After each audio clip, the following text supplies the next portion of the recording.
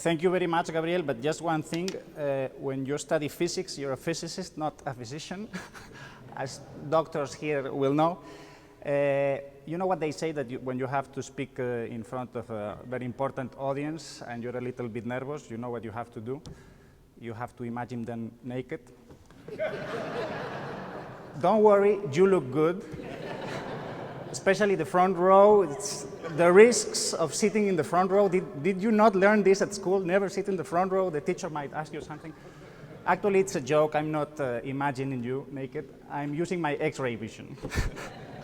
And it's not X-ray vision. Well, I'm not taking pictures. I'm filming you on video. And as Jeff Tucker knows, it will be on internet soon with YouTube. And I have a surprise for you. And please take out a blank sheet of paper and write your name. Come on, please, we only have half an hour. I know you did not expect this, but this is a surprise exam, a surprise test. Probably you did not read the fine print when you signed up for all these activities. Maybe you thought it was only tourism and listening to some people, but not really learning anything. So come on, copy the questions. The first one was going to be a bit hard, and I had to leave it out because it was not in the official program. It was to paint the facade of San Esteban and make a theological comment on all the persons there. Since it was an optional visit, I thought it would be unfair. So the real one is list all the scholastics, all of them. You've heard their names. And you have to tell me whether they were Dominics or Jesuits or Franciscans or Benedictines. And I also want you to do imagine that you're a coach in a sports competition, whatever you like, soccer and football, and you have to make your all-star team of the scholastics. And the future of freedom is in your hands because they are going to fight against the Pauls, Paul Samuelson, Paul Krugman, and John Maynard, and all the others. So please try to do it as well as possible. Well, the topic of my talk today is the ethics of liberty, or the ethics of freedom. And when I think about my personal history, it sounds really weird because 20 years ago I finished physics. And then I went into also some engineering, and on my own I studied some biology and cognitive science, artificial intelligence. But if someone had told me that I was going to do things about human sciences, which from the natural sciences look like not really serious, and actually when you look at Keynesianism or at many strands or legal positivism, they really aren't serious. So when you find the Austrians, it's a great surprise and something really valuable. So ethics, I want to clarify what I mean with ethics because it is, I think it is very important for the discussion. I always say that I do not own language and nobody does. So we have to try to clarify what we mean so that other people understand us. And I spent a lot of time reading about ethics, about moral philosophy. And the main problem I saw is that many thinkers do not bother to define what they're talking about. They just start on and on and on, but they don't use precision, and they're not very clear. It is really hard to understand them. And actually, in a sense, it is a strategy that they might be doing unconsciously, because we as rationalists sometimes are a bit naive, thinking that language is used to describe the world and to honestly provide information to other people, to share knowledge. But that's not the origin of language. The origin of language is more in manipulation, in influencing others, in trying to make others think like we do or make or do what we want them to do. So we often cheat with language. I don't like that at all, so I will try to be as honest as possible. I see three possible meanings in ethics. The first one, as in Aristotle, has to do with psychological character, with virtue or vice. And I'm not going to say anything about that because that's not the field I research. The second would have to do with values. And the problem with the word value is that it is one of those loaded words that it can mean plenty of things. Usually people use values as the big words, like how can you be against justice? How can you be against solidarity? How can you be against, I don't know, friendship or justice or freedom, liberty? But people, when they use those words, they don't define them, they don't precise them, or they do it wrong. As Austrians, we have a notion of values which I would call more mundane, more low level, like, well, values are preferences. You prefer this, I want that, and we know they are subjective and relative. So there is not much we can say about objective values or universal values. So the third meaning, which is the one I'm going to research, is rules. And actually, when people start talking about values, in the end they talk about rules, because ethics is in a sense about telling people what they should do or what they ought to do, what they ought not to do. And actually, I think Murray Rothbard in The Ethics of Liberty does something similar. He starts speaking, I guess he tries to connect with the philosophical tradition. So he begins speaking about values, even about objective values, but at the end he's speaking about rules. But not with rules, I don't mean any kind of rules. I want to propose you that ethical rules are rules that have two features. The first feature is a purely formal one, is that these rules have to be universal and symmetric. Symmetric is almost the same as universal, but I just include them for clarity. So these are rules that cannot say something about Jesus or about Gabriel or about Paco. They have to say something about everybody, about the whole set of human beings, or as I call them, ethical agents, which I will explain, or ethical subjects, which I will explain a bit later. So, and they cannot say something also not only individual persons, but about subgroups. They cannot speak about poor people versus rich people, or women versus men. They have to say something about human beings, about each human being individual. The symmetry thing is what we usually say about if a rule says something about Peter in relation to Paul, it has to say the exactly same thing about Paul in relation to Peter. And that's the first feature. The second feature is that they have to be functional, means they have to work. And they have to work for what? Well, why do we have rules? We have rules because if we have good rules, we can live in society, we can have harmony, we can have progress. We try to avoid, minimize, and solve conflicts. So as much as possible, these rules must permit us to avoid conflicts. And if we cannot avoid them, well, at least let's minimize them. And if there are conflicts anyway, let's try to solve them. Always knowing that the rules will not be perfect. We are human beings, we don't have perfect knowledge, our language is imperfect, our reason is imperfect, or our powers of observation are imperfect. So we will not reach perfect solutions. At the end of our work, researching about ethics, we might still have open questions, things that are not fully determined or that may remain open for debate. If we want the rules to be functional, we have to study to whom they apply, and as I said, to human beings. So we need to study human nature. And here, I think this is the origin of why we call also ethics, we can find a synonym as natural law. The law, as Rothbard says, that is adequate to human nature. When people deny that humans have a nature, I find that really weird, because then I will ask them, okay, does that mean that you cannot distinguish a human from a dog, or from a loudspeaker, or from a stone? You say hello to stones, or you try to argue with, I don't know, with a picture of a person instead of the person? Humans have a nature. We have to think about it, and, well, not only think, but probably also observe. And the Austrian school has a very good, I would call, core definition of what humans are, all these things about action and intentional action. I honestly believe that it is not complete, but it is a very good first approximation, or a very good first building block, that it does not need to be corrected, what Ludwig von Mises says about human actions, but it may need to be expanded and revised. And part of that revision is done by Hayek when he insists on the limitations of our cognitive abilities, because Mises will insist on human action, subjective preferences, relative values, and Hayek adds all this stuff about our cognitive limitations, that there is very little that we really know about, that there's a lot that we don't know, so that our ability to know things, and also our ability to act is very limited.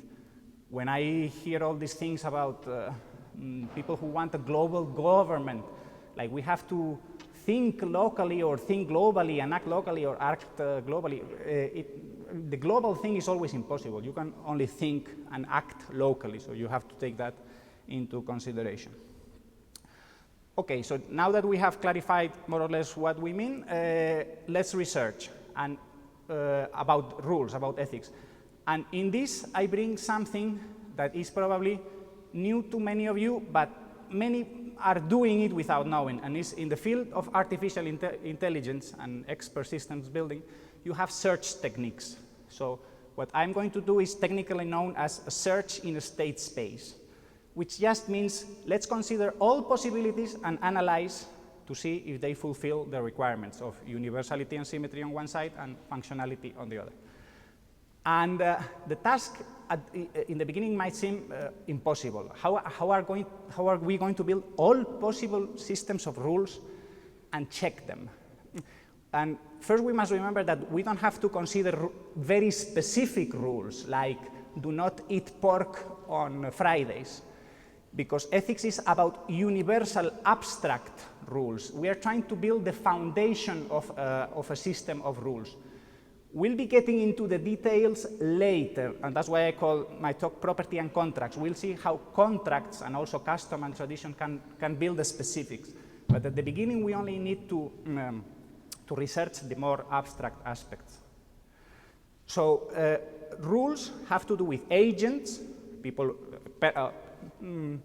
entities that act. I'm only going to consider human beings, but we might have very intelligent robots or extraterrestrials or even animals if they ever became really intelligent. Agents, actions, of course, rules are about actions, and means. The discussion about agents, as I say, is about ethical subjects.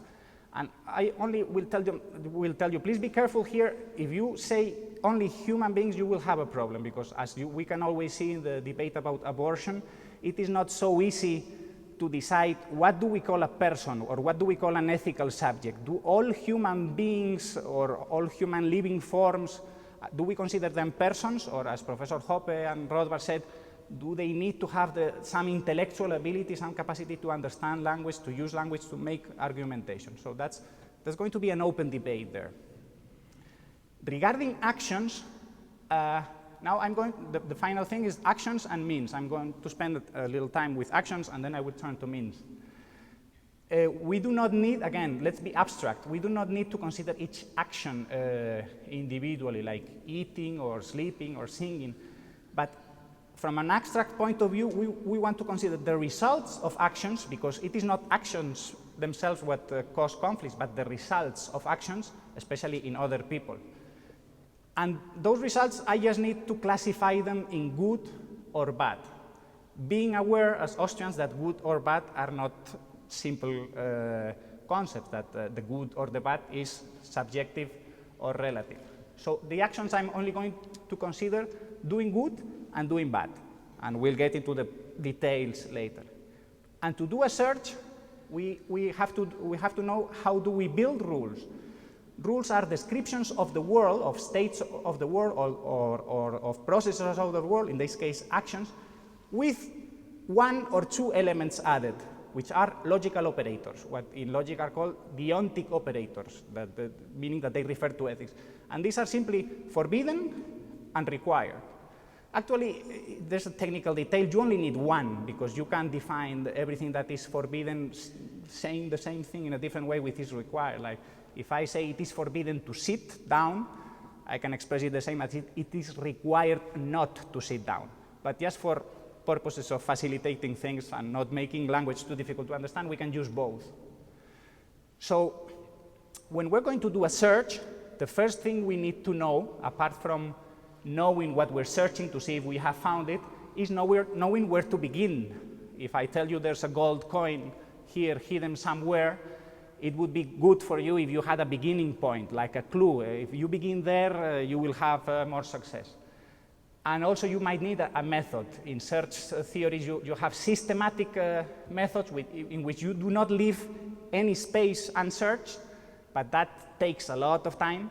And you have heuristics, which are rules of thumb, like, this is Capella, I know him, I know where he might have hidden the coin, so I'm his friend, I know how he thinks, it's probably there. You cannot be sure, but you should look there. I'm going to be systematic because the thing is not as difficult as it seems. Can we begin in everything is forbidden? Do you think we can begin there? In all actions are forbidden? It's not only that it's not a desirable world, it is that it is impossible. Not everything cannot be forbidden, because if it is forbidden to sit down, and it is forbidden not to sit down. So that system is contradictory, it destroys itself. With the same, can we begin with everything is required? No, as I said, required and forbidden are almost the same thing. It cannot be required to sit down and also at the same time to be required not to sit down. If you think about it, the only place to begin is with 0 rules, with nothing is forbidden and nothing is required. But that is the world of anything goes, no rules. Do we want to live in that world? Do we think that is functional? I would say that no, because that means everybody can do whatever he wants, and there will be conflicts because people will not agree. Now let's try some rules. Do we forbid doing good? I say, well, you could, but why? I mean, I'm not entering into the specifics of good, but let's not forbid doing good. Do we require doing bad? That's even, I would say it is even more absurd. We only have 2 rules left, and these rules divide libertarians from all the rest, from collectivists, which is, it is forbidden to do bad. That would be a libertarian or a free market person, or let's forget about markets, which would be an economic concept. Let's talk about freedom in general. And the other one, it is required to do good. That is like the solidarity rule. But I'm going to try to prove, to show to you that this rule cannot work. Because remember, I told about universality, and now I'm going to show you what I call strong universality. Strong universality means it is not only that the rule has to be valid for every person. It has to be valid for every person all the time, everywhere. And all the time, everywhere, with regards to other person. So you would be required, if you have to do good to others, to help others, you would be required to do it constantly. Meaning you cannot go to sleep, because if you are sleeping, you are not helping other people. And it is obvious that due to our limitations, to our not only cognitive limitations, but our limitations in action, that we cannot help everybody. We can help a few who are close by, but we cannot do it all the time, and we cannot do it with everyone. So that rule, if you take it strictly, is impossible. The only rule that remains is do no bad, because that is easy. It doesn't require you to do anything. It requires you to be quiet, and that is very possible. And that is basically the non-aggression action. As long as you do not harm others, there's no problem. Now, problems. The notion of not doing bad, as we said, is, or of doing good, is complicated because there's not an objective rule. You don't do an action and then some reality says, okay, it was good, okay, it was bad. Bad and good come from the brains of people, or from the hearts, if you want, that they value, and they say, what you did was good, I think it was good. Another person can have a different opinion. So then comes what I would call ethical relevance. Everybody, as they say, everybody has an opinion. Opinions are a bit worthless because there's a very strong supply of them, a huge supply. So whose opinions or whose valuations should we consider when judging an action as good or bad? Can we consider everybody's valuation if we want to be universal? I say, no, it is impossible. I mean, we would not know what people think, and if people started trying to tell us what they think about what we are doing right now, I mean, the chaos would be absolute. Action would be impossible. We would have to ask permission or the opinion of everybody for every little thing we did, and then the same thing would happen in the other direction. The same time we were receiving opinions, we should be giving opinions, so it is impossible. How can we solve this problem? By localizing it as much as possible. So only persons who are directly, I would say physically affected by an action are ethically relevant, I mean their valuations. So only if you are next to another agent and if you suffer or if you notice the effects of that action, are you entitled to have an opinion that counts. But what this means also is that if my actions only have effect on myself, I am the king, I am self-owner, and I don't have to ask for anybody else's opinion. But if my actions have effects on others, we'll have a problem, we'll have to see. So this, I have been treating the side of actions. Now I'm going to go to the side of means. I have begun with verbs, I'm going to the substantives, to the nouns. And this is what Rothbard does and Professor Hoppe does when they discuss ownership or property. Because many conflicts arise because people do not agree on what we should do with this means, with this car, with this table, with that chair. And again, as I have just explained, if we try to let everybody have an opinion or try to let everybody have the right to use, it will become impossible. So the solution is to localize. And not only because locals know better what to do with their local things, with the things that are near them, but because locals care more. I mean, there may be a conflict right now in Japan about two people arguing about what to do with something, but I really don't care. I mean, I would be a hypocrite if I said, I care a lot. I really don't. And this is a typical discourse of collectivists, how much we care. I'm sorry, but this is not true. I mean, other people may be buying it, but I don't. You may be saying that you care, but it is not true. It's like the Monty Python joke, what is your favorite color? Blue. Oh, no, you failed, you get killed. You don't need, the guy didn't even know his favorite color. Okay, so here what we have is the notion of ownership or property. Who is the owner? The person, we say, has the right to control a resource, a means. And what I have been doing is two sides of the same coin, or three sides of the same triangle, if you want. From the side of the actions, we speak about freedom. The agent is free to do what he wants as long as he does not affect others, as long as there is no aggression, especially negative effects. If they are positive, no one will have, I guess no one will have a problem. And from the point of view of means, we speak about property of objects. And we can speak about the way Rothbard and Hoppe does about self-ownership. Self-ownership has to be the default rule because it's the only one that is universal and symmetric on one side and functional on the other. So far, so good. Well, the problem is that these rules, and now I'm going to start speaking a little bit about contracts, is that I have recognized from the beginning that these rules are going to be very abstract. But people do not live in a world of abstract situations. People live in concrete, specific situations. And these abstract principles or rules are useful as the foundations of systems of rules that are more complex, more specific, more adequate for each situation. And then the question is, how do we build this more specific system, this, I would call them more positive laws? How can we use the natural law to derive from it or to construct from it a more practical system of law? And one part is already almost done, which is to interpret property as a meta rule, a rule about rules. And it says that the owner in his property sets any rules he or she wishes. So if the owner does not want smoking in his house, he says, okay, if you come here, you are accepting that these are my rules. If I go to your house and you allow, it's no problem. If you enter a boxing ring and you get hit, you should not be surprised because the owner of the ring and you and the other person all agree on those rules.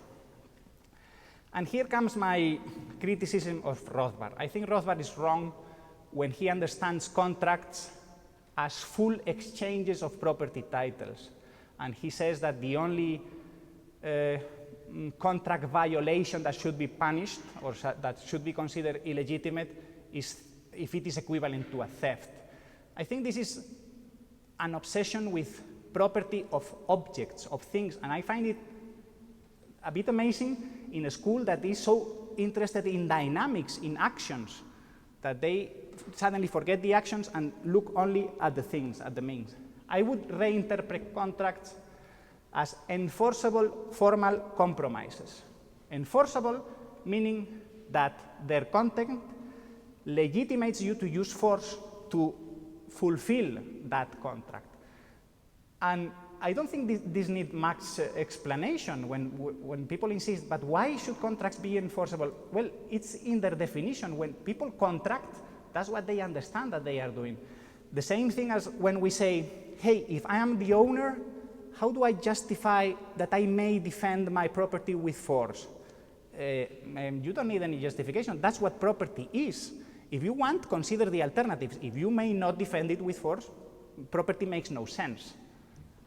So with contracts, enforceable formal compromises.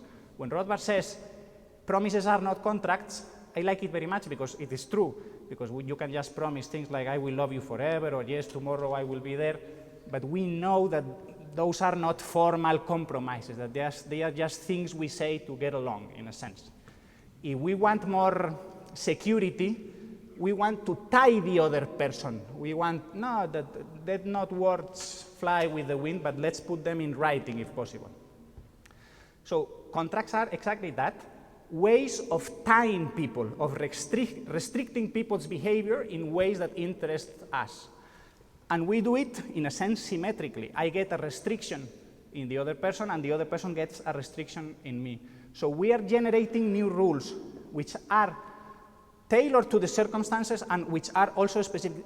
And you will see these are not universal any longer. We have built upon the universal principle of property rights and also of the universal principle that contracts have to be respected and protected, but the content of contracts is what allows us to get specific rules. If I am an entrepreneur, I can hire a worker and I tell him, you will be this week from Monday to Friday working for me. And you can specify the conditions as much as you want. But you have earned a restriction on his behavior and he has earned a restriction on your behavior. Now you cannot do with your money what you want. At the end of the day or at the end of the week, you have to give him money. So I think that's mostly what I wanted to say.